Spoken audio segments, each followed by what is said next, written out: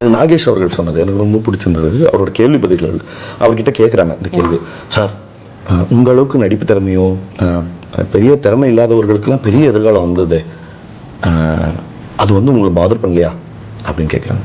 நாகேஷ் சொல்றாரு, ஒரு வீடு கட்டும்போது அந்த வீட்டுக்கு ஒரு சவுக்கு மரம்னு சொல்லுவோம், அந்த சாரம் கட்டுவாங்க சுற்றி, அந்த கொம்பு தான் எல்லா வேலையும் செய்யும் அந்த வீட்டுக்காக இல்லையா.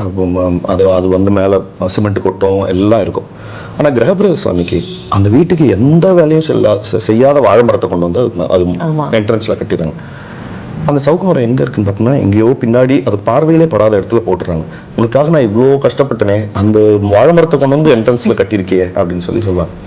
அப்போ அவர் சொல்லுவார், ஆனால் வாழை மரத்தோட லைஃபு அன்னைக்கு ஈவினிங்கோட முடிஞ்சு போயிடும், தூக்கி போட்டுருவாங்க.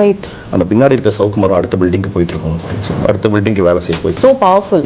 எனக்கு வந்து நாகேஷ் அவர்களுடைய அந்த கேள்வி பதில் புக் படிச்சிருந்த போது பயங்கர செம்ம இன்சைட்ஃபுல்லான விஷயங்களை நிறைய சொல்லியிருந்தாரு. அதுல ரொம்ப முக்கியமானது பெரிய லைஃப் லெசன்.